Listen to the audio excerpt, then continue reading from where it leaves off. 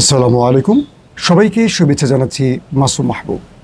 প্রিয় দর্শক, ভারত পাকিস্তান যুদ্ধ বেঁধে গেলে কোন দেশ কোন পক্ষে যাবে, বিশ্ব মোড়লরা কোন পক্ষে দাঁড়াবে, এটা নিয়ে যথেষ্ট আলোচনা চলছে। এখন একদিকে বলা হচ্ছে আমেরিকা দাঁড়াবে, রাশিয়া দাঁড়াবে, ইসরায়েল দাঁড়াবে ভারতের পক্ষে। তাহলে পাকিস্তানের কি কোনো বন্ধু আছে নাকি নেই?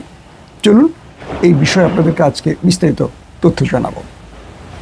ভারত পাকিস্তান ইস্যুতে যতবারই যুদ্ধের মুখোমুখি হয়েছে, বিশ্ব দুটো ভাগে বিভক্ত হয়েছে। কিন্তু 1971-এ যখন পাকিস্তান থেকে বাংলাদেশ আলাদা হয় যুদ্ধের মাধ্যমে, বাংলাদেশকে সমর্থন করেছিল ভারত আর পাকিস্তানকে সমর্থন করেছিল আমেরিকা। সেই সময় পাকিস্তানের বিরুদ্ধে ভারতকে সমর্থন দিয়েছিল রাশিয়া, আবার পাকিস্তানকে সমর্থন দিয়েছিল আমেরিকা। কিন্তু রাজনীতি বা ভূ রাজনীতির পট পরিবর্তন হয়ে গেছে। আজকে আমেরিকাকে দেখা যাচ্ছে ভারতের পাশে, অথচ এই আমেরিকা একসময় পাকিস্তানের পক্ষে ছিল। কেন এরকম? এবার রাশিয়া আসলে কোন পক্ষে যাবে? তাহলে আমেরিকা কি পক্ষ পরিবর্তন করলো? কেন করলো? সাম্প্রতিক সময় ডোনাল্ড ট্রাম্প এবং নরেন্দ্র মোদির একটি বৈঠক হয়েছে। আমরা দেখেছি সেই বৈঠকে বাংলাদেশ ইস্যুতে যখন প্রশ্ন করা হলো ডোনাল্ড ট্রাম্পকে, ভারতীয় সাংবাদিকরা প্রশ্ন করেছিলেন, তখন ডোনাল্ড ট্রাম্প একটা অস্পষ্ট উত্তর দিয়েছিলেন নরেন্দ্র মোদীকে টিপ্পনি কেটে, কিছুটা টিটকারির ভাষায়। তারপর থেকেই পুরো পৃথিবীতে মনে হয়েছে বা গণমাধ্যমগুলোতে উঠে এসছে নরেন্দ্র মোদীর সাথে ট্রাম্পের সম্পর্ক কি তলানিতে গিয়ে ঠেকেছে। এবার যে আলোচনাটি এসছে, ডোনাল্ড ট্রাম্প ভারতকে অস্ত্র বিক্রির প্রস্তাব দিয়েছে যে আমাদের এই অস্ত্র তোমরা কেন, তাহলে আমরা তোমাকে এটা দেব। এবং আমরা দেখলাম ডোনাল্ড ট্রাম্প ট্যারিফ যোগ করে দিয়েছে যে দেশগুলোর মধ্যে, সেখানে ভারতের নামটিও আছে। কিন্তু একটি বিষয় আলোচনা এসেছে অস্পষ্ট, যদি এটা আনঅফিসিয়াল ডকুমেন্ট, যে ভারতকে বলেছে চীনের বিরুদ্ধে আমেরিকাকে সাহায্য করতে। তখন ভারত বলেছে যে পাকিস্তানের বিরুদ্ধে তুমি আমাদের সাহায্য করলে আমরা তোমাকে চীনের বিরুদ্ধে সাহায্য করব। তারপর পেহেলগাঁওর এই ঘটনাটি বিশ্লেষকরা বলছেন যে নিঃসন্দেহে এই দুটো দেশের কোনো পরিকল্পনার অংশ। আসলে তাহলে কে কার পক্ষে যাবে?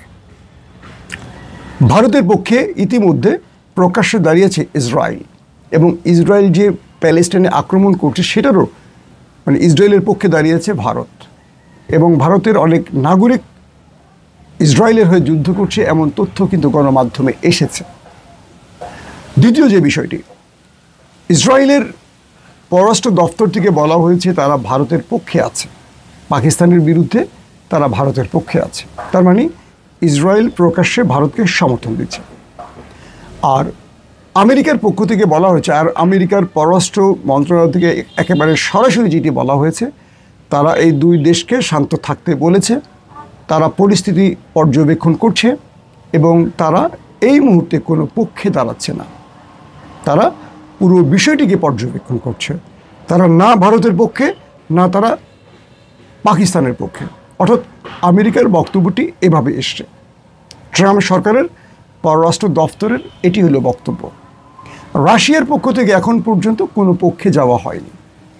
1971-এ কিন্তু পাকিস্তানের বিরুদ্ধে ভারতের পক্ষে দাঁড়িয়েছিল রাশিয়া, কিন্তু এরপরে দেখলাম ইমরান খান ইউক্রেন ইস্যুতে রাশিয়ার পক্ষে দাঁড়াবার জন্য তার গদি হারিয়েছে মার্কিন চাপে, সাইফারের ঘটনার মাধ্যমে।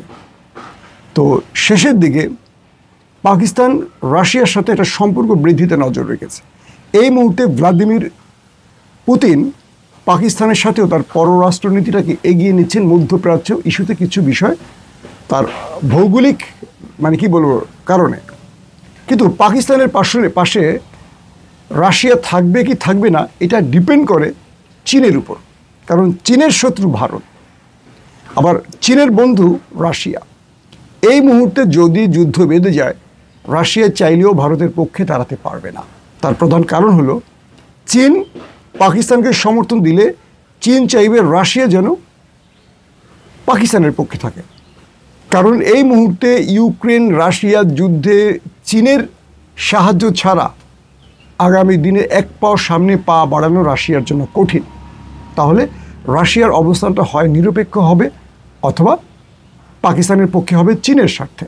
কিন্তু রাশিয়ার সাথে ভারতের সম্পর্ক ভালো। রাশিয়া থেকে বিশাল অঙ্কের অস্ত্র, সামরিক পোশাক, বিভিন্ন কিছু কিনে থাকে ভারত।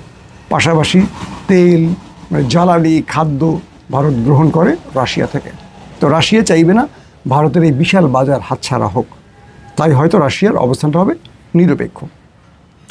ইউরোপের বিভিন্ন দেশ ভাগ হয়ে যেতে পারে। আরব রাষ্ট্রগুলো নিরপেক্ষ থাকবে, কিন্তু নেপথ্যে পাকিস্তানকে সমর্থন দেবে।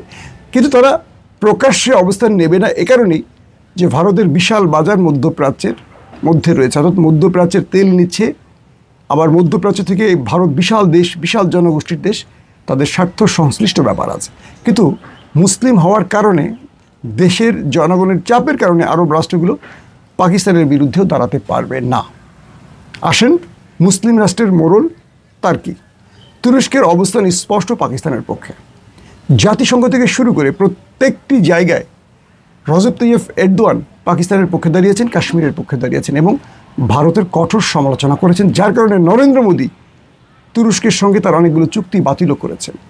এবং অস্ত্র বেচার ক্ষেত্রে ভারতকে অনেক জায়গায় তুরস্ক শেষ পর্যন্ত দেবে বলেও আর দেয়নি, কারণ পাকিস্তানের আপত্তি ছিল তুরস্ককে অস্ত্র দেওয়ার ব্যাপারে। ধরেন এই যে বাইরাক্তার TB2 ড্রোন, এটি পাকিস্তান পেয়েছে কিন্তু ভারতকে দেয়া হয়নি। কৌশলগত কারণে তার মিত্র পাকিস্তানের শত্রুকে তুরস্ক এই ড্রোনটি তুলে দেয়নি। তো এভাবে এখন এই মুহূর্তে যে জায়গাটি তৈরি হচ্ছে সেটি হলো বিশ্ব মোড়লদের অবস্থান অস্পষ্ট। তার পরের কাতারে যারা রয়েছেন তাদের অবস্থানটাও মোটামুটি অস্পষ্ট। তবে ইসরায়েল ভারতের পক্ষে গেলে তুরস্ক চলে যাবে পাকিস্তানের পক্ষে। তাহলে দক্ষিণ এশিয়ার রাষ্ট্রগুলো, নেপাল, শ্রীলঙ্কা, ভুটান, বাংলাদেশ, এদের মৌন সমর্থন থাকবে পাকিস্তানের পক্ষে, কিন্তু প্রকাশ্যে থাকবে না। কিন্তু ভারতকে তার প্রতিবেশীরা যে পছন্দ করে না, বিশ্বাস করে না, বা তাদের ভারতের সঙ্গে তাদের যে সুসম্পর্ক নেই, এটি এবার ভারত বুঝতে পারবে। যদিও এদের সমর্থন দিয়ে ভারতের খুব বেশি যায় আসে না, কিন্তু যায় আসে না মানে যে একেবারে যায় আসে না তা না, যায় আসে। প্রতিবেশীদের একটা শক্তির প্রয়োজন আছে, এখানে সমর্থনটা পাবে পাকিস্তান। কিন্তু আন্তর্জাতিক ফোরামে পাকিস্তানের চেয়ে ভারতের অবস্থানটা অনেক শক্তিশালী, কারণ পাকিস্তান তার দেশের ভেতরে রাজনীতির অস্থিরতা বা সেনাবাহিনীর ক্ষমতা কুক্ষিগত করার কারণগুলোতে অনেক প্রেসারে থাকবে। ইতিমধ্যে পাকিস্তান সেনাবাহিনীর পক্ষ থেকে সর্বোচ্চ সতর্ক অবস্থানে থাকা হয়েছে। সীমান্ত অঞ্চলগুলোতে তারা পাহারা বসিয়েছে, তাদের যুদ্ধ বিমানগুলো ইতিমধ্যে সীমান্ত লাগোয়া অঞ্চলে টহল দিচ্ছে। পাকিস্তান নতুন করে ভারতকে বলেছে সারফেস টু সারফেস মিসাইল উৎক্ষেপণের মাধ্যমে তারা 2100 থেকে 2700 কিলোমিটার শত্রুর টার্গেটকে শনাক্ত করার অবস্থানটাকে বিশ্বব্যাপী প্রকাশ করার চেষ্টা করছে। সব কিছু মিলে ভারত পাকিস্তানের এই লড়াইটা কেবল এই দু রাষ্ট্রের সীমাবদ্ধ থাকবে না। তবে সবচেয়ে আতঙ্কের খবর হলো দুটো রাষ্ট্র পারমাণবিক শক্তিধর রাষ্ট্র। এই যুদ্ধটা পুরো পৃথিবীর মধ্যে একটা ঝড় তুলবে যদি এটা বড় ফ্রেমের যুদ্ধ ছড়িয়ে পড়ে। তবে নরেন্দ্র মোদীর পরিকল্পনা হলো তিনি এই যুদ্ধটা জুন জুলাই পর্যন্ত টেনে নিতে চাইবেন এবং এখান থেকে তিনি তার স্বার্থটা আদায় করতে চাইবেন। একদিকে ডোনাল্ড ট্রাম্প চাইছে চীনকে সাইজ করতে, তাই ভারতের পাশে থাকা। অন্যদিকে চীন তার মিত্র পাকিস্তানকে দিয়ে একসাথে যদি আক্রমণটা তৈরি করতে পারে ভারতের জন্য সবচেয়ে চাপ হবে।